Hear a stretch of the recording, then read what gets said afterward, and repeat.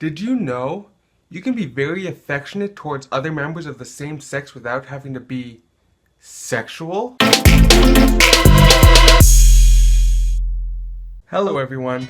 This is a video on a subject that you really need to be aware about. As per usual, when I quote a source, you will see a number up in this corner.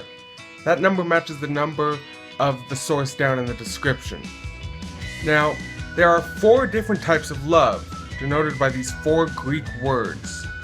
There's eros love, which is romantic love, often physical and sexual. Then there's philia love, which is more like brotherly love, often seen in friendships. There's storge love, which is more like familial love. And then there's agape love. Agape love is the highest form of love. It's very deep and it's more of a self-sacrificing kind of love. The types of love that we will be focusing more on in this video are the eros and philia types of love. Now, before we dive into our cultural failings, I would like to touch on a couple of things, no pun intended. The first thing I'd like to say is that a pat on the back and a hug is incredibly beneficial to a person. They are our primary language of compassion and a primary means for spreading compassion. There are several health benefits that come from touch. Second, no matter how well nourished or intellectually stimulated a child is, going without human touch can stunt his mental, emotional, or even physical growth. It is so incredibly important. We as human beings are made to be very physical creatures. However, what our society has done is twist any kind of physical contact. Every time we see someone who is touching someone of the same gender, we yell, "Gay! Gay!" Even if it's not. Even those words, touching someone, made you think of something sexual and dirty, didn't it? Stop hugging. Stop sitting on his lap. Stop putting your arm around him. Stop being a human. In our culture, any sort of affection that a man shows towards another man or a woman shows towards another woman is automatically considered romantic. If a boy has really strong affectionate feelings towards another boy, our culture automatically tells him that he is gay. Christians look down on him with suspicion. He is being told by everyone around him that he is gay, so he figures he must be. And he starts acting on those feelings in those ways. That is not good. We've abandoned philia love for eros love, and it has a huge effect on society. The increases in population for the homosexual community are coming from young people who are more affected by this sexualized culture. Well. The evidence seems to point out that we, even as Christians, are contributing to the growing gay community by acting like Pharisees. Hey, that's too close to being gay. Knock it off. Does that mean I'm gay? The top personality types for people who identify as homosexual are the feeling personality types. That is INFP and INFJ for women, and ESFJ and ENFJ for men. The question is, which came first? Were they gay first? Or were they warmly affectionate first, then driven towards homosexuality? Romans 12:2. Do not be conformed to this world, but be transformed by the renewal of your mind, that by testing you may discern what is the will of God and what is good and acceptable and perfect. So what is the will of God? It's very important to learn to discern. Don't just accept society's rules and conform to them without putting them through the filter, which is the Bible. One of Jesus' disciples even had his head pressed up against Jesus' chest. It is only our 21st century American no-touch mindset that says it's wrong. Hey, how's it going? Don't touch me! What is this? There was a similar relationship between David and Jonathan. 1 Samuel 18:1-4. As soon as he had finished speaking to Saul, the soul of Jonathan was knit to the soul of David, and Jonathan loved him as his own soul. And Saul took him that day and would not let him return to his father's house. Then Jonathan made a covenant with David because he loved him as his own soul. And Jonathan stripped himself of the robe that was on him and gave it to David, and his armor, and even his sword and his belt. This was a covenant between two men who were warmly affectionate towards one another. Is this biblical? Yes, it is.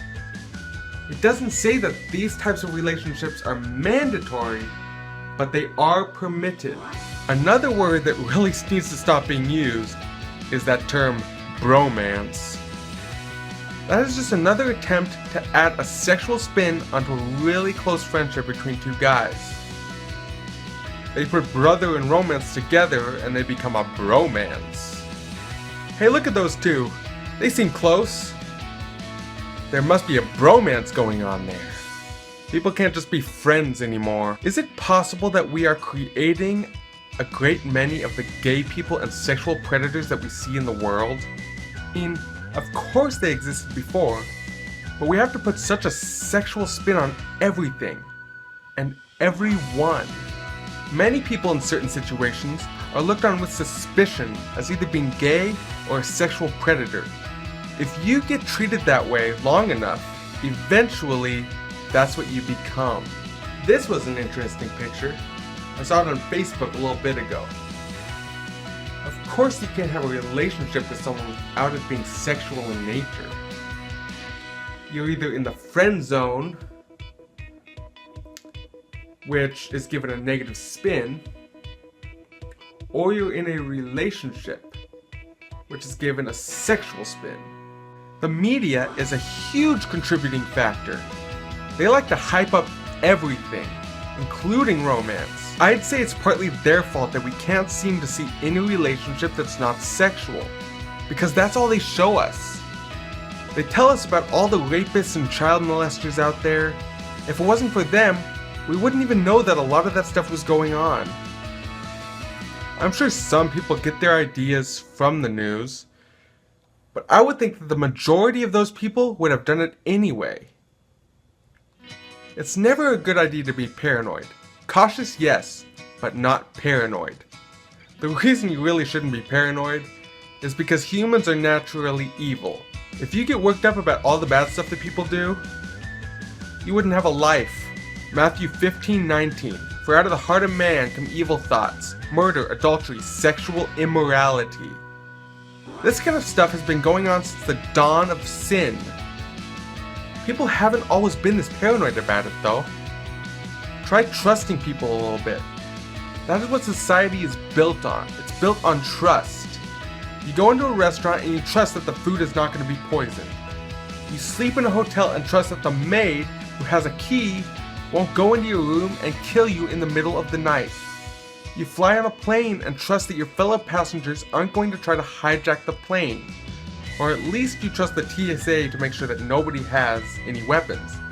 Which you really shouldn't, because they're not very competent. One little contradiction in trust that amazes me is Santa Claus, for multiple reasons.